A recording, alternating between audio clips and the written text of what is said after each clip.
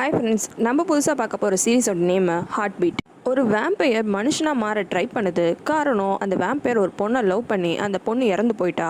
அந்த பொண்ணு கூட திரும்பிய சேரும் போது இவனும் மனுஷனாக இருக்கணுன்றதுக்காக 100 வருஷம் தூங்குறான். ஆனால் 100 வருஷம் ஆகிறதுக்கு கரெக்டாக ஒரு நாளைக்கு முன்னாடி ஒரு பொண்ணு வந்து அவனோட காஃபினை ஓப்பன் பண்ணி விட்டுடுறா. இப்போ இந்த வேம்பையர் மனுஷன் ஆனானா எதுக்காக இந்த பொண்ணு இந்த வேம்பையரோட வீட்டுக்கு வந்தா? இவங்க 2 பேருக்கு நடுவில் என்ன கனெக்ஷன் இருக்கு? இதுதான் இந்த சீரீஸு. வாங்க சீரீஸ்குள்ளே போகலாம். சீரீஸ் ஆரம்பிக்கும் போது 2 பேர் காட்டில் ரொம்ப பதறி அடிச்சுட்டு ஓடிட்டு போகிறாங்க. இந்த பையன் ஒரு வேம்பையர். இவனோட பேர் சியான் ஊ இல்லை. இவன் கூட ஓடுற இந்த பொண்ணு ஆனால் ஒரு மனுஷி. இவங்க 2 பேரை மிச்ச மனுஷங்கள்லாம் சேர்ந்து துரத்திட்டு வராங்க. ஆனால் இந்த வேம்பையரும் இந்த பொண்ணும் எப்படின்னா தப்பிச்சணுன்னு அவங்க கிட்ட இருந்து ரொம்ப கஷ்டப்பட்டு ஓடுறாங்க. வேம்பையரும் கொஞ்ச நேரம் சைலண்ட்டாக இருக்குது. ஆனால் ஒரு பாயிண்ட்டுக்கு மேலே அதனால் தாக்கு பிடிக்க முடியல. எல்லா மனுஷங்களையும் அட்டாக் பண்ணி முடிச்சிடுது. ஆனால் இந்த மனுஷங்க இந்த வேம்பையரை கொலை பண்ணுறதுக்காக ஸ்பெஷலாக ஒரு சில்வர் பவர் ரெடி பண்ணிட்டு வராங்க. அதை யூஸ் பண்ணுறதுக்கு முன்னாடியே இந்த வேம்பையர் அவங்க எல்லாரையும் கொலை பண்ணிடுது. எல்லா பிரச்சனையும் முடிஞ்சிருச்சுன்னு நினைக்கும் போது கரெக்டாக ஒருத்த மட்டும் இன்னும் உயிரோட இருக்கான். இந்த வேம்பையர் அசந்த நேரமா அந்த வேம்பையரை பார்த்து அவன் ஷூட் பண்ணிடுறான். இந்த பொண்ணு உடனே நடுவில் வந்து இந்த வேம்பையரை காப்பாற்றி அவள் அடி வாங்கிக்கிறா. இந்த பொண்ணு ஹேசோனும் இறக்குற நிலைமைக்கு போயிடுறா. ஆனால் இறக்கும் போது கவலைப்படாத, நான் கண்டிப்பாக அடுத்த ஜென்மத்தில் வருவேன். இந்த ஜென்மத்தில் தான் எனக்காக உன்னோட ஹார்ட்டு துடிக்கல, ஆனால் அடுத்த ஜென்மத்தில் நான் வரும்போது கண்டிப்பாக உன்னோட ஹார்ட்டு எனக்காக துடிக்கணும். அதுக்கப்புறமா சாகிற நிலைமைக்கு ஆயிடுறா. அப்போ அந்த வேம்பையர் கிட்ட என்னோட ரத்தத்தை குடின்னு சொல்கிறா. அதனால் இந்த வேம்பையரும் அவளோட ரத்தத்தை குடிக்கிறான். அப்படியே 20th செஞ்சுரி ஆயிடுது. இந்த வேம்பையர் இப்போ தான் 100 வருஷம் படுக்கிறதுக்காக ரெடி ஆகுறான். இந்த வேம்பையர் தான் இந்த சீரீஸோட ஹீரோ. ஆனால் இந்த வேம்பையருக்கு இன்னும் நிறைய வேம்பையர் ஃப்ரெண்ட்ஸ் இருக்காங்க. அதில் 2 பேர் இந்த வேம்பையருக்கு ரொம்ப க்ளோஸு. நம்ம முன்னாடி வேம்பையர்ஸ்னா இப்படி அப்படின்னு நிறைய விஷயம் கேட்டிருப்போம். ஆனால் இவங்க என்ன சொல்கிறாங்கன்னா, இந்த மாதிரி வேம்பையர்ஸ் எல்லாமே கொஞ்சம் தான் ரத்தம் குடிக்குமா, அதுவும் அவங்களுக்கு தேவையாக எப்போ இருக்குமோ அப்போ மட்டும்தான். நம்ம முன்னாடிலாம் பார்த்துருப்போம் வேம்பையர்ஸால் சன்லைட்டில் வர முடியாது. ஆனால் இந்த வேம்பையர்ஸ் எல்லாமே சன்லைட்டில் தாராளமாக வருவாங்க. ஆனால் எவ்வளோ நேரம் அவங்க சன்லைட்டில் இருக்காங்களோ அவ்வளோ எக்ஸ்ட்ராவாக அவங்களுக்கு ரத்தம் தேவைப்படும். இவங்களுக்கு நிறைய சூப்பர் நேச்சுரல் பவர்ஸ் இருக்குது. இருந்தாலும் இவங்களால கண்ணாடியில் இவங்க மூஞ்ச பார்த்துக்க முடியாது. இவங்க எப்படி இருப்பாங்கன்னே இவங்களுக்கு தெரியாது. இந்த வேம்பையரை நான் ஹீரோனே சொல்கிறேன். இதுக்கு மேலே ஹீரோவும் அந்த பொண்ணுக்கு பண்ண ப்ராமிஸ்னால எப்படின்னா திரும்பியும் மனுஷன் ஆயிடணும்னு ட்ரை பண்ணுறான். அதுக்காக என்னென்னவோலாம் பண்ணி பார்க்குறான். ஒரு வாட்டியும் இந்த 2 ஃப்ரெண்ட்ஸும் தான் காப்பாற்றுறாங்க.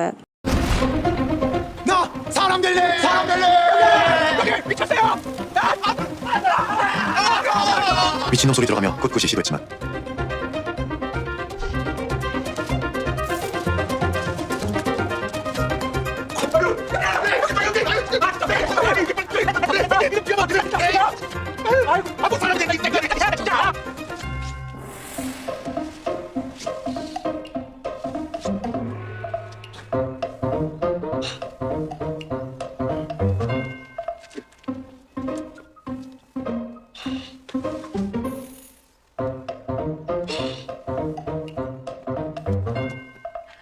형님, 부처님도 난처하실 거예요. அப்படியே நிறைய ஜென்ரேஷன்ஸும் ஓடி போயிடுது. இப்போ கரண்ட் ஜென்ரேஷனு, அதாவது 20th செஞ்சுரியில் ஹீரோ ஒரு பெரிய பங்களா வச்சுருக்கான். அந்த பங்களாவில் ஷேடட் ஒயாசிஸ்ன்னு ஒரு ஹோட்டல் மாதிரி நடத்துகிறான். அதாவது நைட் ஆனால் எல்லாருமே அங்கே வந்து பார்ட்டி பண்ணுவாங்க. மனுஷங்களும் வருவாங்க, வேம்பையர்ஸும் வருவாங்க. இவன் மனுஷனாக ட்ரை பண்ணுறான்ற விஷயத்த கேட்டு நிறைய வேம்பர்ஸ் இவனுக்கு எதிர்க்க பேசுகிறாங்க. இருந்தாலும் இந்த 2 ஃப்ரெண்ட்ஸ் மட்டும்தான் ஹீரோக்கு ரொம்பவே சப்போர்ட் பண்ணுறாங்க. ஹீரோ என்னதான் இவ்வளோ பெரிய லைஃப்பை வாழ்ந்தாலும் இன்னும் அந்த பொண்ணுக்கு பண்ண ப்ராமிஸை நம்மளால் பண்ண முடியலையே, எப்படிடா அதை அச்சீவ் பண்ணுறது, எப்படி நம்ம மனுஷனாகிறது ரொம்பவே ஃபீல் பண்ணுறான். அவனுக்கு எதிர்க்க ஒரு பூனை தெரியுது. சரி, அந்த பூனைக்கு சாப்பாடு வைக்கலான்னு அந்த பூனைக்கு சாப்பாடு வைக்கிறான். அப்போ திடீர்னு அந்த பூனை பேச ஆரம்பிச்சிடுது, மனுஷனாகவும் மாறிடுது. இந்த மனுஷனோட பேர் கேட்மேன். இந்த கேட்மேன் தான் ஐடியா கொடுக்குறான். உனக்கு ரொம்ப வருஷமா மனுஷனாகணும்னு நீ ட்ரை பண்ணிட்டு இருக்கல்ல, நான் ஒரு ஐடியா சொல்கிறேன். ஹாத்தான் உட்டால் செஞ்ச ஒரு காஃபினில் ஒரு 100 வருஷம் மட்டும் நீ இரு. 100 வருஷம் நீ தாக்கு பிடிச்சிட்டனா கண்டிப்பாக நீ மனுஷன் ஆயிடுவ. இந்த கேட்மேன் சொன்ன விஷயத்த ஃபாலோ பண்ணால் அவன் மனுஷன் ஆவானா ஆக மாட்டானா எதுவும் தெரியாது. ஆனால் இந்த மெத்தடையும் நம்ம ஃபாலோ பண்ணணும்னு ஹீரோ முடிவு எடுத்துடுறான். அதனால தான் இப்போ அந்த காஃபினில் படுத்து 100 வருஷம் தூங்குறதுக்காக அவன் ரெடி ஆகிறான். இப்படி அவன் 100 வருஷம் படுக்க போயிட்டா இந்த வீட்டை யாருக்குன்னா பொறுப்பாக கொடுக்கணும். அந்த 2 ஃப்ரெண்ட்ஸும் அவனுக்கு கொடுப்பாங்கன்னு நினைக்கிறாங்க. ஆனால் ஹீரோவுக்கு 3ஆவதாக ஒரு நம்பிக்கை தகுந்த ஆள் இருக்கான். அதான் அந்த வீட்டை பார்த்துக்கிற பட்லர் ஜூ. அந்த பட்லர் ஜூவை கூப்பிட்டு, எனக்கு உன் மேலே தான் ரொம்ப நம்பிக்கை இருக்குது, அதனால் இந்த வீட்டோட சாவியை நீயே வச்சுக்கோன்னு கொடுக்குறான். அந்த பட்லர் ஜூவும் இவ்வளோ பெரிய பொறுப்பு அவனுக்கு கிடச்சதுனால, நீங்கள் எந்த கவலையும் படாதீங்க, நீங்கள் போய் நிம்மதியாக 100 வருஷம் தூங்குங்க, என்னோட வருங்கால ஜென்ரேஷன்ஸ் எல்லாருமே உங்களுக்கு சேவை செய்கிறதுக்காகவே ரெடியாக இருக்கும். இப்படி எல்லா கடமையும் கரெக்டாக பண்ணிவிட்டு ஹீரோவும் 100 வருஷம் படுத்து தூங்குறதுக்கு போயிடுறான். இப்போ ப்ரெசன்ட் இயர் ஆயிடுது. ஒரு பொண்ணு தூக்கத்துலேருந்து ஏந்துக்கிறா. இவளோட வீட்டில் ஹீட்ரு ரிப்பேருன்னு அப்போ தான் அவளுக்கு தெரிய வருது. இந்த பொண்ணோட பேர் ஜூயின். இவ ஒரு ஸ்கூலில் கான்ட்ராக்ட் நர்ஸாக வேலை செஞ்சிட்ருக்கா. இவ வீட்டு கீழே தான் இவ வீட்டோட ஹவுஸ் ஓனர் இருக்கான். அவன்கிட்ட கூப்பிட்டு ஹீட்ரு ரிப்பேர் ஆகிருக்கு, நானும் ரொம்ப நாளாக சொல்லிட்டு இருக்கேன், ஒழுங்காக செக் பண்ணுங்கன்னு சொல்லிட்டு ஸ்கூலுக்கு போகிறா. அங்கே போனால் ஒரு பொண்ணோட அம்மா இவளோட முடியை பிடிச்சி இழுத்து அங்கே ஒரு பெரிய பிரச்சனை ஆகிடுது.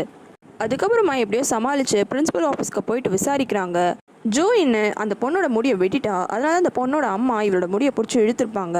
ஆனால் அதுக்கு ஜூயின், நான் ஒன்றும் உங்கள் பொண்ணோட முடியெல்லாம் இழுக்கலை, உங்கள் பொண்ணை ஸ்கூலில் ரேகிங் பண்ணுறாங்க, இவ்வளோ நாளாக இந்த விஷயத்தை நீங்கள் கண்டுக்கவே இல்லை, அது உங்களுக்கு தெரியணுன்றதுக்காக தான் நான் இந்த மாதிரி ஒரு வேலையை பண்ணேன்னு சொல்கிறா.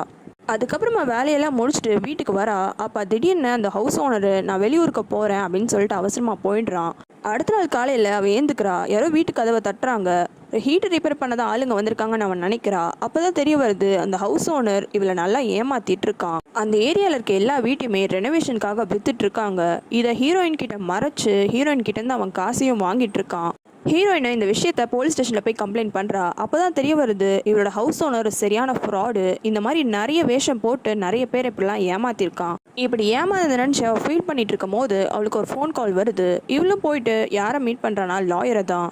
ஜூயினோட அப்பா ஒரு 5 வருஷமாக காணாமல் போயிட்டாரு. அவருக்கு என்ன ஆச்சுன்னே தெரியல. இப்போது அவளோட அப்பா 5 வருஷமாக காணாமல் போயிட்டாரு. அது மட்டும் இல்லாமல் அவரை பற்றி எந்த டீட்டெயில்ஸுமே இல்லை. அதனால லீகலாக அவரை இறந்து போயிட்டாருன்னு அனௌன்ஸ் பண்ணிடுறாங்க. இப்போ அவரோட உயில் பிரகாரம் அவர் பேங்க்கில் வச்சுருந்த கொஞ்சம் காசும் ஒரு பெரிய மேன்ஷனும் ஜூயினுக்கு வந்து சேருது. கஷ்டத்துலேயும் ஏதோ ஒரு நல்லது நடக்குதுன்னு இவளும் அந்த வீட்டோட சாவியை வாங்கிட்டு அந்த வீட்டை தேடி போகிறா. அந்த வீடு வேறு எந்த வீடும் இல்லை, ஹீரோட வீடு தான். வீடே பூட்டி வச்சு ரொம்ப பாழடைஞ்சு போயிருக்கு. இவளும் அவளோட ஃபோன் டார்ச் லைட் மூலயமா ஒரு இடமா தேடிட்டே போகிறா. அப்படியே தெரியாமல் அந்த பேஸ்மெண்ட்டுக்கும் போயிடுறா. அப்போ அந்த பேஸ்மெண்ட்டில் ஹீரோ இருக்கிற அந்த காஃபினும் அவளோட கண்ணுக்கு படுது. என்ன இங்கே ஒரு காஃபின் இருக்கேன்னு யோசிக்கிறா. அதுக்கப்புறமா அந்த காஃபினை ஓப்பன் பண்ணுறா. அந்த காஃபினை ஓப்பன் ஆகிடுது. உள்ள ஹீரோவை பார்த்தோன்னே அவளுக்கு ஒன்றுமே புரியல. காஃபின் ஓப்பன் ஆனதுனால ஹீரோவும் கண் முழிச்சு பார்த்துட்றான். இதை பார்த்தோன்னே ஜூயின் ரொம்பவே பயந்துடுறா. ஜூயினுக்கு சுத்தமாக எந்த ஐடியாவுமே இல்லை. இந்த வீடு திடீர்னு அவங்க அப்பா இறந்து போயிட்டான்னு டிக்ளேர் பண்ணதுனால அவளோட கைக்கு கிடச்சிருக்கு. இந்த வீட்டில் ஹீரோ இருக்கிறது, ஹீரோ ஒரு வேம்பயர்னு எந்த விஷயம் தெரியாதனால அவள் பதட்டமாயிட்டு போலீஸ்க்கு கால் பண்ண போயிடுறா. ஆனால் ஹீரோ, இல்லை, நான் தான் இந்த வீட்டோட உண்மையான ஓனரு, நீ பட்லர் ஜூவோட வம்சாவளி தானே, உனக்கு என்னை பற்றி தெரியாதான்னு கேட்குறான். ஜூயின் செமையாக பயந்துடுறா. அப்போ திடீர்னு ஹீரோவுக்கு ரத்த ஸ்மெல் வர ஆரம்பிக்குது. எங்கேருந்துன்னு பார்த்தா ஜூயினோட கையில் தான் அடிபட்டிருக்கு. அவள் பேண்டேட் போட்டிருக்கா. அந்த ஸ்மெல்லு ஹீரோக்கு தெரிய ஆரம்பித்தோன்னே அவன் ரொம்பவே ஷாக் ஆகிடுறான். பக்கத்தில் ஒரு கண்ணாடி வேணும்னு தேடி அந்த கண்ணாடியில் பார்க்குறான். அவன் வேம்பியராக இருக்கும் போது சுத்தமாக அந்த கண்ணாடியில் அவன் மூஞ்சி தெரியாது. ஆனால் இந்த வாட்டி ஏதோ ஓரளவுக்கு அவன் மூஞ்சி தெரியுது. அவனுக்கும் என்ன நடக்குதுன்னு சுத்தமாக புரியல. ஜூயினுக்கும் ஒன்றுமே புரியல. உடனே ஹீரோ, இன்னைக்கு டிசம்பர் 9 தானே அப்படின்ட்டு கேட்குறான். ஜூயினுக்கு ரொம்பவே கோவம் வந்துடுது. இன்னைக்கு டிசம்பர் 9லாம் ஒன்றும் கிடையாது, இன்னைக்கு டிசம்பர் 8ன்னு கத்துறா. இதை கேட்டோன்னே ஹீரோக்கு மனசே உடஞ்சி போயிடுது. காரணம் அவன் 100 வருஷம் தூங்கினாதான் அவனால் மனுஷனாக முடியும். கரெக்டாக 100 வருஷம் ஆகிறதுக்கு ஒரு நாளுக்கு முன்னாடி அவன் ஏந்துட்டான். அதுக்கான காரணம் ஜூயின் தான். ரொம்பவே கோவப்பட ஆரம்பிக்கிறான். ஜூயினை கடிக்கவே வந்துடுறான். ஆனால் அதுக்கு முன்னாடி ஜூயினை அவனோட கழுத்தில் கடிச்சு விட்டுடுறா. 먼저 깨버렸어.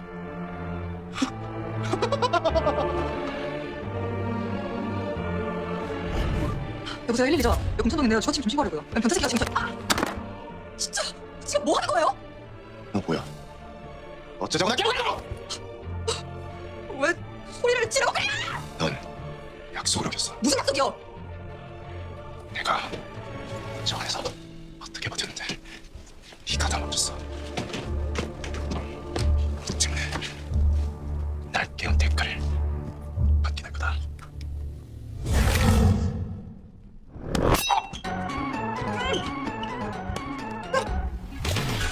மறக்காம ரெட் லோட்டஸ் தமிழ் சேனலுக்கு சப்ஸ்கிரைப் பண்ணுறங்க. உங்களுக்கு வேறு சீரிஸ் பார்க்கணுன்னா கமெண்ட்டில் சொல்லுங்கள்.